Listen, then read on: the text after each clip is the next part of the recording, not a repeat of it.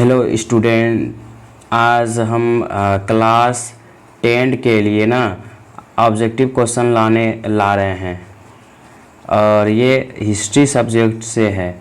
कौन सब्जेक्ट से? History subject से है और ये 37 क्वेश्चन इसमें कराएंगे। कितना क्वेश्चन कराएंगे?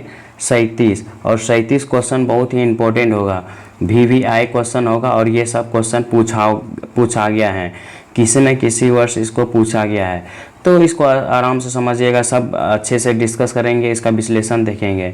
ठीक है, चलिए चालू करते हैं। पहला क्वेश्चन ये है कि इटली के एकीकरण का प्रमुख नायक कौन था? तो इटली का एकीकरण का प्रमुख नायक कौन था? तो ऑप्शन ए में है विक्टर एमेनुएल, बी में है गैरीबाल्डी और मेजनी, ऑप्शन सी में है काउंट काबोर और ऑप्शन डी में है इसमें से सभी। तो ऑप्शन डी हो जाएगा इनमें से सभी। ठीक है, ऑप्शन डी हो जाएगा इनमें से सभी। अब देखो, इसको याद करने के लिए हम बताते हैं कि इसको ना याद करने के लिए ना मैकागे के नाम से याद करना। किसके? मैकागे। मैकागे का मतलब क्या होता है अभी समझ में आ जाएगा। ठीक है, मैकागे। अच्छा, मै से हो जाएगा मेजनी, मैं से क्या हो जाएगा? मेजनी, है ना। और का से हो जाएगा काउंट काबूर। क्या? काउंट काबूर, है ना। और ग से हो जाएगा गैरीबाल्डी। क्या हो जाएगा? गैरीबाल्डी। इस तरह से ना नाम को क्या कर सकते हैं? याद रख सकते हैं। इस तरह से नाम को याद रख सकते हैं हम लोग, गैरीबाल्डी, है ना। इस तरह से नाम याद रख सकते हैं। तो इटली का एकीकरण में सबने भाग निभाया था, लेकिन जर्मनी का एकीकरण में एक ही व्यक्ति को याद रखना, वो है बिस्मार्क। ठीक है, अभी आगे जाके हम इसके बारे में पढ़ेंगे, है ना। बिस्मार्क, जर्मनी के एकीकरण में बिस्मार्क और इटली के एकीकरण में ये सब हो जाएगा। ऑप्शन हो जाएगा यहाँ, ऑप्शन क्या हो जाएगा? ऑप्शन डी हो जाएगा। ठीक है, चलिए अब आगे बढ़ते हैं। अब देखिए अब देखो 2 नंबर का क्वेश्चन का बात करें, यहाँ क्या कहा गया है कि रक्त एवं लोहे की नीति का अवलंबन किसने किया है? रक्त एवं लोहे की नीति का अवलंबन किसने किया है?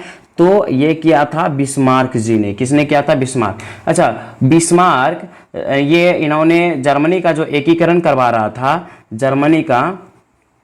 जर्मनी का जो एकीकरण करवा रहा था, ये कहा था कि इस तरह से ना बातों से नहीं होगा, इसमें ना रक्त एवं लोहे की नीति का अपनाना पड़ेगा। अगर बात करें खून खराबा करना पड़ेगा, तब जर्मनी का एकीकरण होगा। ठीक है, खून खराबा करना पड़ेगा, है ना, तब इटली का एकीकरण हो पाएगा। तो बिस्मार्क जी ने यही कहा कि रक्त एवं लोहे की नीति का अवलंबन इन्होंने ही किया था। किसने? बिस्मार्क ने। ठीक है, उम्मीद है चलिए यहाँ से अच्छे से समझ में आ गया होगा। अब आते हैं क्वेश्चन नंबर 3 पे। ठीक है, क्वेश्चन नंबर 3 में क्या कहा गया है? क्वेश्चन नंबर 3 में कहा गया है कि यूरोपीय सभ्यता का पालना किसे कहा जाता है?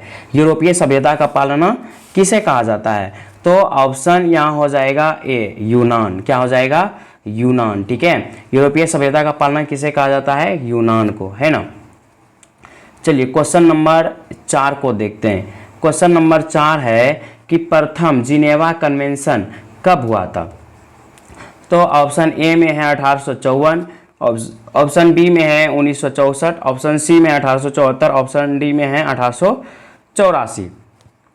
तो 4 नंबर का ऑप्शन अगर इसमें बात करें तो इसमें ऑप्शन नहीं दिया हुआ है, तो हो जाएगा ये 1864 ईस्वी को। कब हो जाएगा? 1864 ईस्वी को। ठीक है, ऑप्शन इसमें नहीं दिया हुआ है। अच्छा, जिनेवा कन्वेंशन क्या हुआ था? ये स्विट्जरलैंड में ना एक जिनेवा एक शहर था, वहाँ क्या था कि युद्ध के दौरान जितना भी सैनिक वगैरह घायल होता था ना, और बीमारी वगैरह जितना होता था ना, उसको चिकित्सक ले जाने के लिए व्यवस्था किया गया था इस जिनेवा कन्वेंशन में। ठीक है, तो यहाँ तक याद रखना, है ना। अब आगे जाते हैं। इसमें कहा गया है कि इटली का एकीकरण कब हुआ था? इटली का एकीकरण कब हुआ था? तो इटली का एकीकरण 1871 ईस्वी को हुआ था। कब हुआ था? 1871 ईस्वी। और साथ ही 1871 ईस्वी को याद रख लेना आप लोग, ठीक है। 1871 ईस्वी को क्या क्या हुआ था? 1871 ईस्वी को ना इटली का एकीकरण हुआ था। किसका? इटली का एकीकरण हुआ था। और जर्मनी का एकीकरण इसी में हुआ था। जर्मनी का एकीकरण पूछेगा कब हुआ था? तो 1871 ईस्वी को। और इसी में हुआ था क्या? इसी में हो गया था फ्रैंकफर्ट की संधि, ठीक है। फ्रैंकफर्ट की संधि, है ना। फ्रैंकफर्ट की संधि इसी में हुई थी, है ना। इसको भी याद रख लेना। ये तीनों चीज 1871 ईस्वी को ही हुआ है, हमेशा याद रखना। पूछेगा इटली का एकीकरण कब हुआ था? 1871 ईस्वी को। जर्मनी का एकीकरण कब हुआ था? तो 1871 ईस्वी को। फ्रैंकफर्ट की संधि कब हुई थी? तो 1871 ईस्वी को। ये तीनों का आंसर हो जाएगा 1871 ईस्वी, है ना। आप लोग अच्छे से याद रखना है इसको। अब आते हैं क्वेश्चन नंबर 6 पे, ठीक है। क्वेश्चन नंबर 6 में क्या कहा गया है कि लुई फिलिप किस देश का शासक था? लुई फिलिप किस देश का शासक था? तो लुई फिलिप ना ये फ्रांस का शासक था। कहाँ का शासक था? फ्रांस का, ठीक है। और देखो अब ये 7 नंबर में देखते हैं, बोहेमिया निम्न में से किस देश के अधीन था? बोहेमिया, हाँ, किस देश के अधीन था? ये ऑस्ट्रिया के अधीन था, ठीक है। किसके अधीन था? ऑस्ट्रिया के अधीन था। अब आते हैं 8 नंबर पे। 8 नंबर में क्या कहा गया कि निम्न में से कौन मित्र राष्ट्र के गुट में शामिल नहीं था? मित्र राष्ट्र के गुट में शामिल नहीं था। इसको ना पहले हम ट्रिक से इसको देख लेते हैं, ठीक है। पहले धुरी राष्ट्र में कौन कौन शामिल था उसको देखते हैं। धुरी राष्ट्र में, धुरी राष्ट्र, है ना, धुरी राष्ट्र में कौन कौन शामिल था उसको देखते हैं। धुरी राष्ट्र में अगर याद करेगा तो JAG क्या हुआ? जग हुआ। जे से याद कर लेने का है जापान। क्या याद करना है? जापान। जे से जापान। और ए से याद कर लेना है, ए से देखो ऑस्ट्रिया का चांसलर कौन था? ऑस्ट्रिया का हिटलर कौन था? मतलब बोले तो जर्मनी, ठीक है। तो ऑस्ट्रिया, ए से ऑस्ट्रिया याद रखना। ऑस्ट्रिया का हिटलर कौन था? तो जर्मनी, याद रखना। ए से ऑस्ट्रिया का हिटलर क्या हो जाएगा? तो जर्मनी। तो जर्मनी इसमें याद रख लेना, है कि नहीं। उसके बाद ज से हो जाएगा, ज से क्या हो जाएगा? मतलब जे से क्या हो जाएगा? जे से इसे याद रख लेने का है जर्मनी वगैरह भी याद रख सकते हैं। इसी से जर्मनी भी याद रख सकते हैं, इसी से, ठीक है। और अगर हम बात करें ना मित्र राष्ट्र का अगर बात करें तो इसमें क्या क्या हो जाएगा? मित्र राष्ट्र में कौन कौन शामिल था? मित्र राष्ट्र में शामिल था, बर्फ से याद कर लेना। किससे? बर्फ से। तो BARF क्या हो गया? ये बर्फ हो गया। बी से हो जाएगा ब्रिटेन। बी से ब्रिटेन हो जाएगा। क्या हो जाएगा? ब्रिटेन। क्या हो जाएगा? ब्रिटेन, है ना। बी से ब्रिटेन हो जाएगा। थोड़ा सा अब देखिए, अब ए से हो जाएगा अमेरिका। ए से क्या हो जाएगा? अमेरिका। क्या हो जाएगा? अमेरिका, है ना। और आर से याद कर लेने का है रूस। आर से रूस। और एफ से फ्रांस। एफ से फ्रांस। इस तरह से आप लोग याद कर लेना, ठीक है। इस तरह से यहाँ से अलग है, ठीक है। इस तरह से यहाँ से अलग है, आप अच्छे से देख लेना है इसको, ठीक है। ये रूस भी इसी में आ जाएगा यहाँ से, ठीक है। नहीं तो इसको एक अलग कलर से देखते हैं, इसको रेड से ही कर लेते हैं इसको, है ना।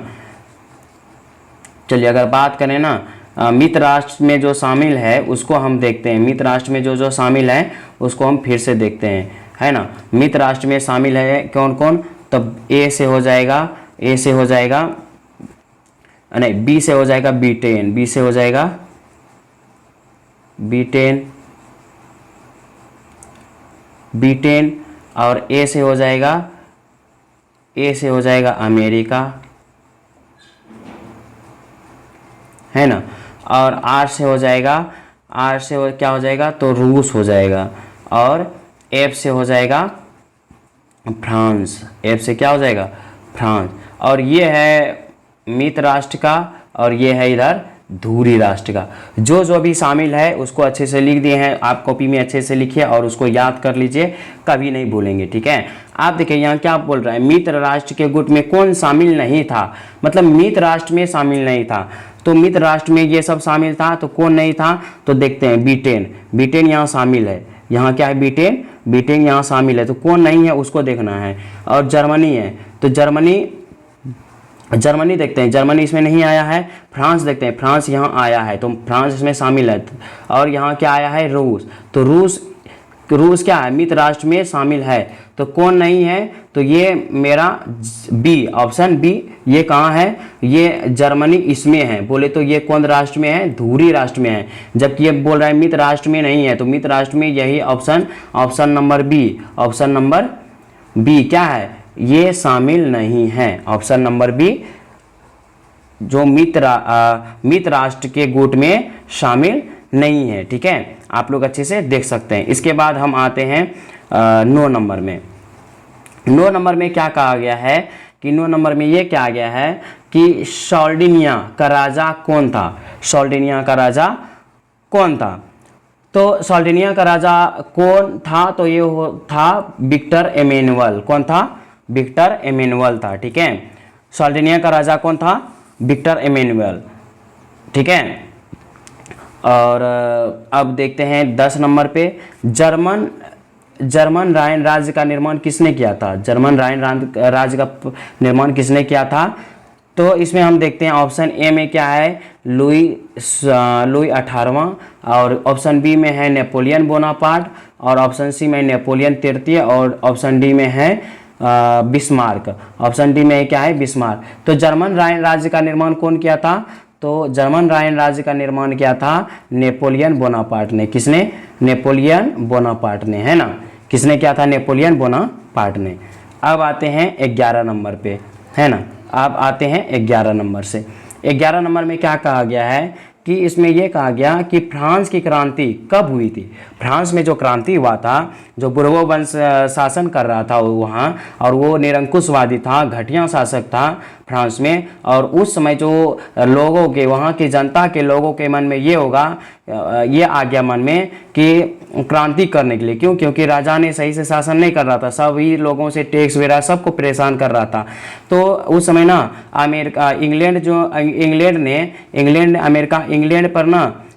ने अमेरिका के ऊपर जो कब्जा करके रखा था ना, इंग्लैंड ने अमेरिका के ऊपर कब्जा करके रखा था, तो यहाँ आज़ाद हो गया था। हाँ, ये अमेरिका क्या हो गया था, इससे आज़ाद हो गया। तो इसी से सीखा इन्होंने कि वो आज़ाद हो सकता है, तो हम लोग भी अपना निरंकुश जो शासन कर रहा है, यहाँ शासन जो कर रहा है ना, उससे भी हम लोग आज़ाद हो सकते हैं। तो इन्होंने ना आज़ाद मतलब अपना क्रांति करने के लिए चालू कर दिया। किसने क्रांति करने के लिए चालू कर दिया, तो फ्रांस के जनता लोगों ने क्रांति करने के लिए क्या कर दिया, चालू कर दिया। तो फ्रांस में क्रांति कब हुई थी, तो 1789 ईस्वी में हुई थी। अच्छा, इसको याद कैसे रखें, तो इसको इस तरह से याद रख सकते हैं कि एक पहले याद रखो, उसके बाद याद रखना है 7, 8, 9, तो ये क्या हो गया 1789 ईस्वी, ठीक है। तो कैसे याद रखना है, तो पहले ये एक याद रखना है, उसके बाद 7, 8, 9 हो गया 1789 ईस्वी। इस तरह से याद रख सकते हैं, है कि नहीं, तो कभी भी अब नहीं भूलेंगे। तो पूछेगा फ्रांस की क्रांति कब हुई थी, तो 1789 ईस्वी को, है ना। अब आते हैं 12 नंबर क्वेश्चन पे, ठीक है, किस पे, 12 नंबर क्वेश्चन पे। 12 नंबर में क्या बोल रहा है कि मेजनी का संबंध किस संगठन से था, मेजनी का संबंध किस संगठन से था, तो मेजनी का संबंध था कार्बोनरी से। किससे था, कार्बोनरी। और यह 1810 ईस्वी में स्थापना किया था, कब, 1810 ईस्वी में, ठीक है। और साथ ही इसके बारे में ये याद रख लेना है कि यंग इटली की स्थापना किया था 1831 ईस्वी में। क्या किया था, मेजनी ने यंग इटली की स्थापना किया था, यंग इटली की स्थापना किया था, है ना। और 1834 ईस्वी में, 1834 ईस्वी में अगर बात करें, 1834 ईस्वी में ये क्या किया था, ये यंग यूरोप की स्थापना किया था। ये सब याद रखना, ये सब इंपॉर्टेंट है। यंग यूरोप की स्थापना किया, ठीक है, यंग यूरोप की स्थापना किया।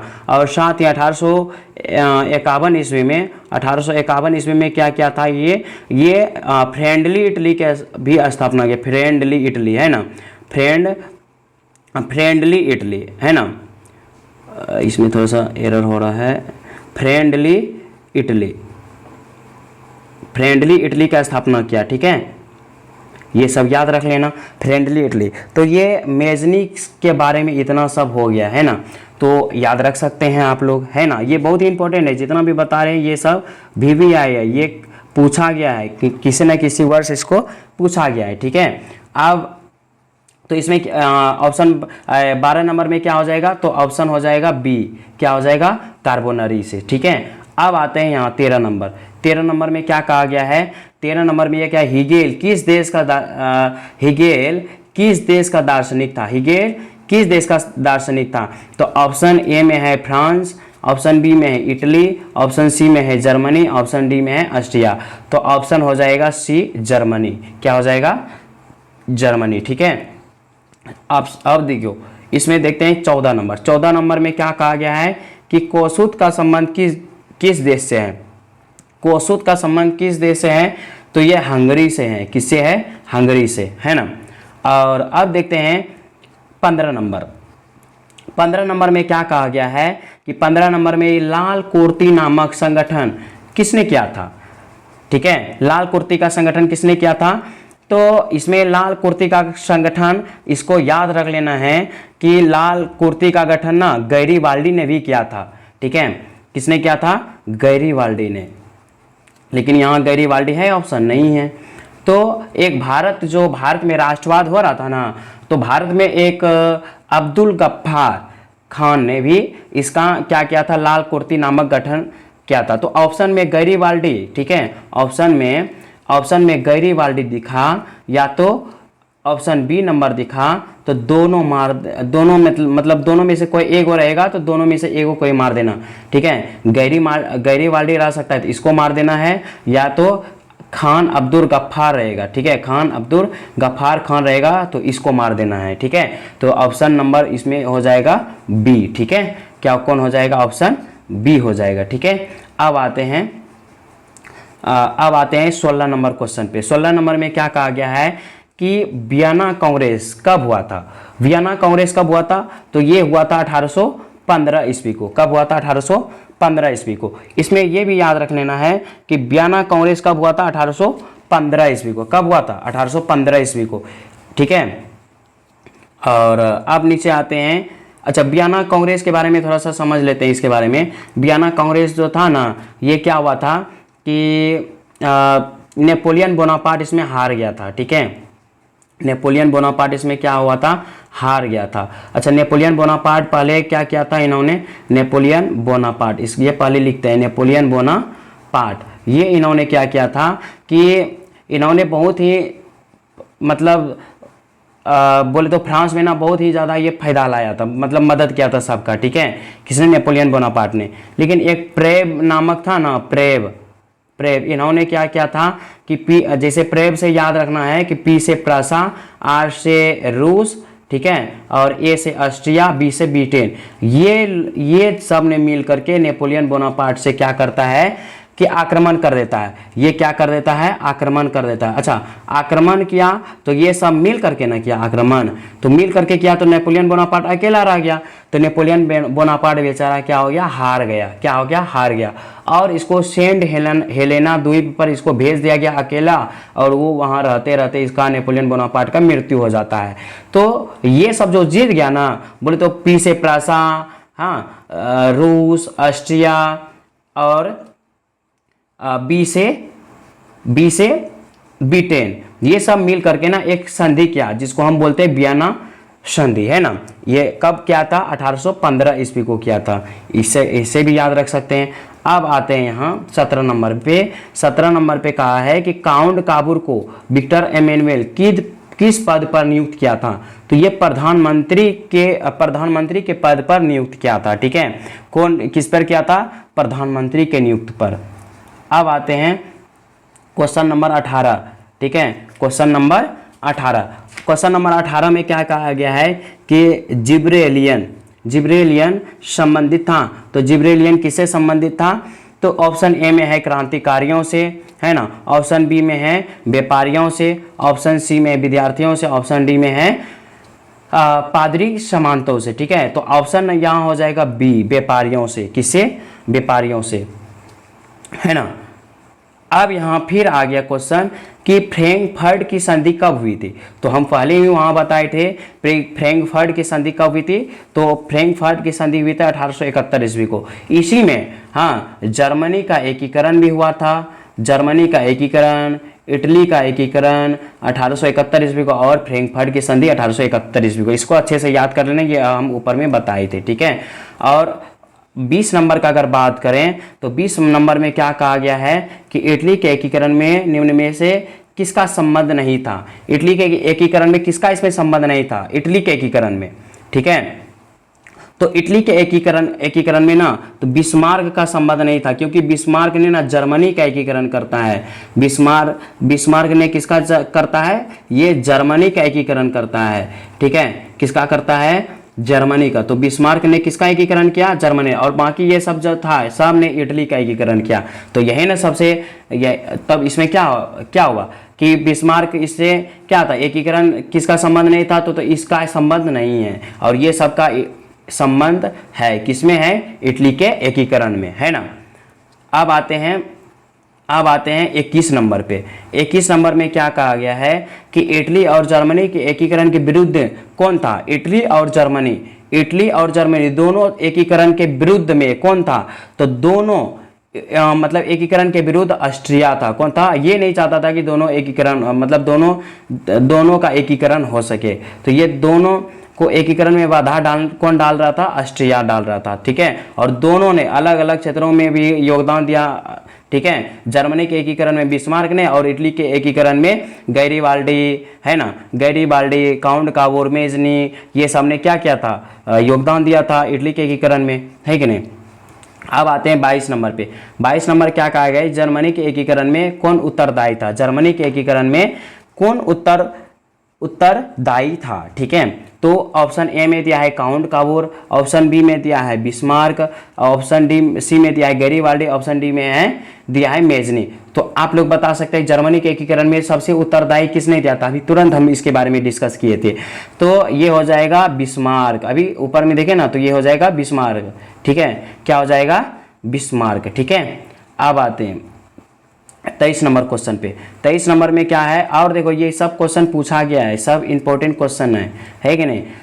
23 नंबर में कहा गया है कि 1830 ईस्वी की क्रांति के बाद फ्रांस में किस प्रकार का शासन स्थापित हुआ। तो किस प्रकार का शासन स्थापित हुआ, तो संवैधानिक राजतंत्र शासन व्यवस्था स्थापित हुआ, ठीक है। ऑप्शन नंबर आप देखो 24 नंबर देखते हैं, कितना नंबर, 24 नंबर। 24 नंबर में कह रहा है कि मार्टिन लूथर कौन थे। मार्टिन लूथर कौन थे, तो ये समाज सुधारक थे। कौन थे, समाज सुधारक, है ना। और 25 नंबर देखते हैं। 25 नंबर में कहा गया कि यूरोप का मरीज किसे कहा जाता है। यूरोप का मरीज, ठीक है। यूरोप का मरीज किसे कहा जाता है, तो यूरोप का मरीज तुर्की को कहा जाता है। किसको कहा जाता है, तुर्की को, ठीक है। और 26 नंबर क्वेश्चन देखते हैं कि 26 नंबर में कहा है कि यंग यूरोप या इटली की स्थापना किसने किया था। हम ये बताए थे ना, यंग यूरोप या इटली की स्थापना किसने किया था। यंग युवा या यूरोप या इटली की स्थापना किसने किया था, तो ये क्या था, मेजनी ने। किसने किया था, मेजनी ने। हम बताए थे ना 1831 ईस्वी में क्या किया था, यंग इटली की स्थापना किया था, यंग इटली की स्थापना, है ना। और 1834 ईस्वी में क्या था, यंग यूरोप की स्थापना किया था। किसने किया था, मेजनी ने ही किया था, यंग यूरोप की स्थापना, है ना। और 1851 ईस्वी में फ्रेंडली इटली, ठीक है, क्या, फ्रेंडली इटली की स्थापना किया था। ये सब मेजनी ने किया था, ये सब याद रखना इंपॉर्टेंट है, ये सब है कि नहीं। उसके बाद 27 नंबर क्वेश्चन देखते हैं। 27 नंबर में क्या कहा गया है कि 27 नंबर में कहा गया है कि किस युद्ध के बाद जर्मनी का एकीकरण हुआ। किस युद्ध के बाद जर्मनी का एकीकरण हुआ, तो ये सबसे लास्ट में लड़ा गया था सेडाउन का युद्ध। कौन युद्ध, सेडाउन का युद्ध। और ये सेडाउन का युद्ध, सेडेवा का भी युद्ध लड़ा गया था। कौन युद्ध लड़ा गया था, सेडेवा का युद्ध, ठीक है। और सेडाउन का युद्ध अगर बात करें, ये लड़ा गया था 1870 ईस्वी को। कब, 1870 ईस्वी को। और सेडेवा का युद्ध का बात करें, सेडेवा का युद्ध लड़ा गया था 1866 ईस्वी को। कब लड़ा गया था? 1866 ईस्वी को, है ना। ये सब याद रख सकते हैं आप लोग, है ना। तो सबसे लास्ट बार यही लड़ा था, है ना। तो सेडोन का युद्ध हो जाएगा। और 28 नंबर देखते हैं। 28 नंबर में क्या कहा गया है? 28 नंबर में कहा गया है कि यूरोप वासियों के लिए किस देश का साहित्य और ज्ञान प्रेरणा स्रोत रहा है। ठीक है, किसका प्रेरणा स्रोत रहा है? तो ऑप्शन ए में है जर्मनी, ऑप्शन बी में है यूनान, ऑप्शन सी में है तुर्की और ऑप्शन डी में है इंग्लैंड। तो यहाँ हो जाएगा ऑप्शन बी। क्या हो जाएगा? ऑप्शन बी हो जाएगा यूनान। क्या हो जाएगा? यूनान। ठीक है। और अब आते हैं 29 नंबर पे। 29 नंबर में क्या कहा गया है कि 29 नंबर में कहा गया है कि इटली और जर्मनी वर्तमान में किस महादेश के अंतर्गत आता है? तो इटली और जर्मनी ये यूरोप महादेश के अंतर्गत आता है। कौन महादेश के अंतर्गत? यूरोप के महादेश के अंतर्गत। ठीक है, अब आगे बढ़ते हैं। 30 नंबर में क्या कहा गया? 30 नंबर में कहा गया कि वियना कांग्रेस के द्वारा फ्रांस किस वंश के प्रण स्थापना किया था? मतलब बोले तो वियना कांग्रेस द्वारा फ्रांस में किस शासन वंश की प्रण स्थापना हो गया? बोले तो वियना कांग्रेस के बाद हाँ फ्रांस में फिर क्या आ गया? फिर बुर्बो वंश ही आ गया, क्योंकि पहले भी चल रहा था बुर्बो वंश। उसके बाद नेपोलियन बोनापार्ट आया, नेपोलियन बोनापार्ट फिर चला, ये हार जाता है, इसको सेंट हेलेना द्वीप पर भेज देता है। ठीक है, नेपोलियन बोनापार्ट को हाँ नेपोलियन बोनापार्ट को ना प्रेव जो बताए थे ना, PRAB प्रेव, है ना। प्रेव से क्या याद करना है? P से प्रसा, R से रूस, A से ऑस्ट्रिया, B से ब्रिटेन। ये सब ने मिल करके इससे लड़ाई किया और ये क्या हो गया? नेपोलियन बोनापार्ट हार गया। क्या हो गया? हार गया। ये हार गया, फिर ये सब जीत गया। यही सब बैठ करके क्या किया फिर ये इन्होंने एक बैठक किया जिसको हम वियना सम्मेलन बोलते हैं, है कि नहीं। तो ये हार गया और ये सेंट हेलेना द्वीप पर चल गया और ये क्या हो जाता है? इसका मृत्यु वहीं हो जाता है। तो फिर ये हार गया, फिर यही सब का शासन आ गया। तो ये सब बुर्बो वंश का शासन लौट गया। तो ऑप्शन नंबर सी हो जाएगा। ठीक है, अब आते हैं 31 नंबर पे। 31 नंबर में क्या कहा गया है कि 1870 ईस्वी में फ्रांस और प्रसा के बीच युद्ध कहाँ हुआ था? तो 31 नंबर का बात करें तो ये हुआ था शेडोन में। कहाँ हुआ था? शेडोन में, है ना। कहाँ हुआ था? शेडोन में हुआ था, इसलिए इसको सेडेवा का युद्ध भी बोलते हैं। कहाँ हुआ था? शेडोन में। और अगर हम बात करें सेडेवा का युद्ध, तो सेडेवा का युद्ध हुआ था 1866 ईस्वी में। इसको भी याद कर लेना, सेडेवा का युद्ध कब हुआ था? 1866 ईस्वी को। ठीक है, अब आते हैं 32 नंबर। 32 नंबर में क्या कहा गया कि गैरीवाल्डी पेशे से क्या था? गैरीवाल्डी पेशे से था नाविक, मतलब नाव चलाने वाला। गैरीवाल्डी क्या था? नाव चलाने वाला था, इसलिए इसको बोलते हैं गैरीवाल्डी पेशे से क्या था? नाविक था। ठीक है, 33 नंबर आते हैं। 33 नंबर में क्या कहा गया है कि बिस्मार्क निम्न में से क्या था? बिस्मार्क निम्न में से क्या था? कवि था, नाटककार था, संगीत था, कूटनीतिज्ञ था।